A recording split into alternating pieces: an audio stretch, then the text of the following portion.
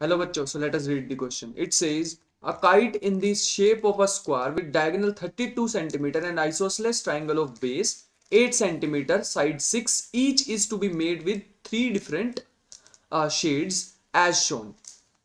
तो हमारे को कह रखा कितना पेपर यूज होगा टू मेक दिस शेप। तो ये हमारे पास फिगर गिवन है और ये हमें कैलकुलेट करना है इसका टोटल एरिया। तो इसका एरिया फाइंड आउट करने के लिए यहां पर हमें क्या क्या गिवन है, ये गिवन है थ्री पार्ट्स हैं इसके। ऊपर हमें दे रखा है जो बड़े वाली शेप है एक ऐसी है स्क्वायर और नीचे कैसा एक आइसोसेलेस ट्राइंगल दे रखा है। तो यहां पे हम की कॉन्सेप्ट जो यूज करने वाले हैं वो यूज करने वाले हीरोन्स फॉर्मूला। तो लेट अस राइट इट।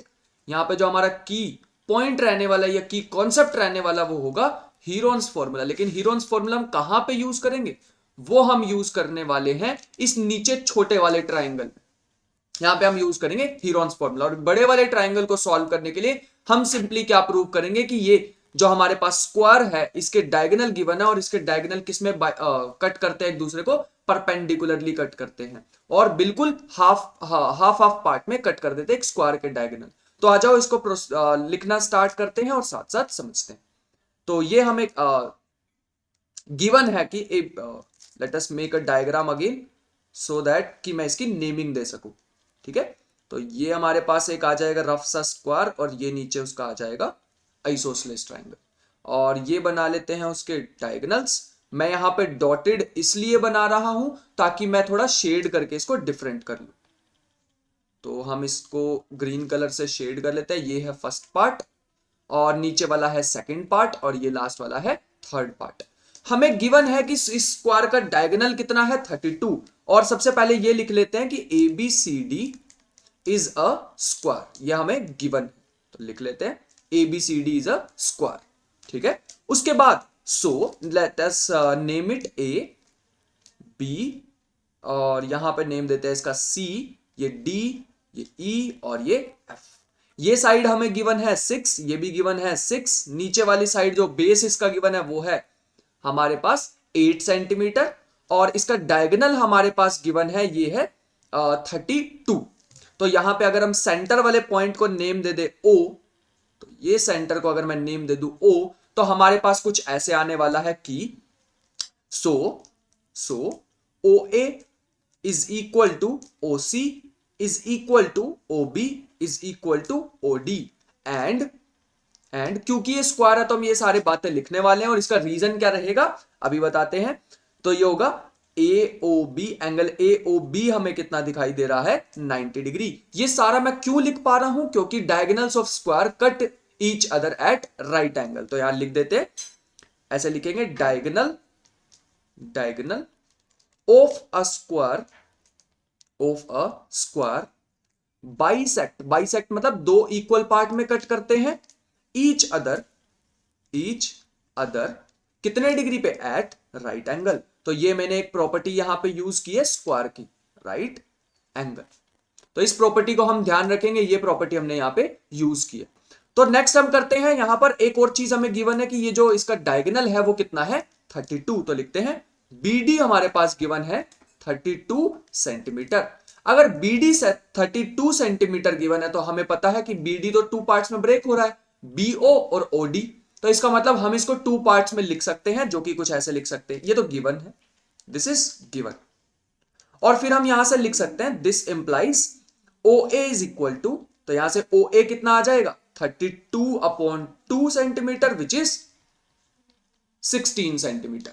तो ये 16 सेंटीमीटर क्यों आया, क्योंकि इसके जो डायगोनल है हमारे पास वो हाफ हाफ पार्ट में ब्रेक करते हैं। तो this is 16 centimetre. Let us proceed. तो नेक्स्ट लिखते हैं। तो हमें यहां से क्या पता लग गया, triangle A B D is a right angle triangle, is a right triangle, right triangle. तो देख भी लेते हैं एक बार ये ए बी डी कहां पे है। तो ये हमें दिख रहा होगा एक ए बी डी, ये राइट एंगल ट्राइंगल। अब ये कैसे राइट एंगल ट्राइंगल हुआ, क्योंकि स्क्वायर के भी जितने भी कॉर्नर वाले एंगल्स होते हैं ये भी क्या होते हैं 90 डिग्रीज होते हैं। I hope this is clear. तो ये हमारे पास क्योंकि राइट एंगल ट्राइंगल है तो फिर तो हम इसमें सिंपल फॉर्मूला लगा सकते हैं, half into base into height. तो ऐसे लिख सकते हैं सो एरिया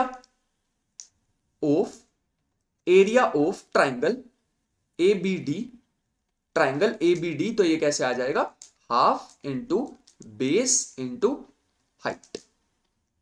हमें पता है इसकी बेस गिवन है, बेस तो इसका डायगोनल ही होगा, तो ये आ जाएगा हाफ इंटू 32 इंटू 16 और किस में आएगा सेंटीमीटर स्क्वायर। ये इससे कट जाएगा तो 16 आ जाएगा, 2 से 32 कटोगे तो आएगा 256 centimetre square. I hope clear है यहां तक। तो हम ये तो हमारे पास किसका आया एरिया, हमारे पास एबीडी का। ऐसे ही अगर मैं नीचे वाले ट्राइंगल का फाइंड आउट करना चाहूं, जो हमारे पास आ जाएगा 10 एरिया ऑफ नीचे हमारे पास कौन सा ट्राइंगल दिख रहा है हमें, BCD, तो हम यहां पे लिख सकते हैं एरिया ऑफ ट्राइंगल BCD। तो ये भी क्या आ जाएगा हमारे पास, बिल्कुल सेम, क्योंकि ये कॉन्ग्रुएंट ट्राइंगल्स है। कॉन्ग्रुएंट ट्राइंगल्स मतलब ऊपर और नीचे वाला बिल्कुल सेम ट्राइंगल है। सेम ट्राइंगल क्यों है, क्योंकि एक स्क्वायर है। तो ये हमारे पास सेम आ जाएगा 256 सेंटीमीटर स्क्वायर। तो नेक्स्ट लिखते हैं। अब हमने इसका तो एरिया फाइंड आउट कर लिया फर्स्ट और सेकंड रीजन का। थर्ड पार्ट पे चलते हैं। तो थर्ड पार्ट में फोर ट्राइंगल, नीचे वाला ट्राइंगल हमारे पास था CEF, तो यहां पे लिखते हैं हाँ CEF। तो इसमें क्या आ जाएगा, यहां पे साइड्स क्या क्या गिवन है, ए भी हमें दी हुई है 6 सेंटीमीटर, मतलब ए और बी दो साइड सेम है क्योंकि आइसोसेलेस ट्राइंगल है, और थर्ड साइड हमें दी हुई है 8 सेंटीमीटर। तो क्योंकि हमें यहाँ पे हीरोन्स फॉर्मूला लगाना है, तो हीरोन्स फॉर्मूला लगाने के लिए सबसे पहले चाहिए होता है semi perimeter, which is S is equal to A plus B plus C by 2। तो ये हमारे पास हो जाएगा 6 प्लस 8 अपॉन 2। तो ये आ जाएगा हमारे पास 20 अपॉन 2 विच इज 10 सेंटीमीटर। तो इसको आगे कंटिन्यू करते हैं। अब हीरोन्स फॉर्मूला लगाते हैं, तो एरिया कैसे आ जाएगा, एरिया ऑफ ट्राइंगल, तो ये हमारे पास आ जाएगा रूट में S minus A, S minus B, S minus C, this is the formula. और इसमें वैल्यूज को इंसर्ट करेंगे तो क्या आ जाएगा, ये हमारे पास बन रहा है 10 माइनस 6 और 10 minus 8, this is the situation. तो यहां पे इसको सब्ट्रैक्ट करेंगे तो हमारे पास आ जाएगा 10 इंटू 4 इंटू 4 इंटू 2। तो हम ये दो बार 4 आ रहा है तो इसको लिख सकते हैं 4 का स्क्वायर, और 4 का स्क्वायर बाहर आ जाएगा क्योंकि स्क्वायर से रूट कट हो जाता है, तो ये आ जाएगा 4।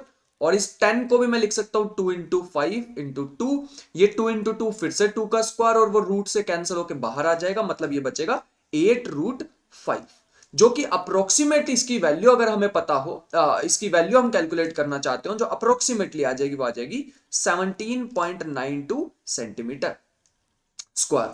तो अगर अब मुझे टोटल पेपर निकालना है तो यहां पे आ जाएगा hence paper needed for shade 1, वो कितना आ जाएगा हमारे पास, शेड 1 के लिए आ जाएगा 256 सेंटीमीटर स्क्वायर।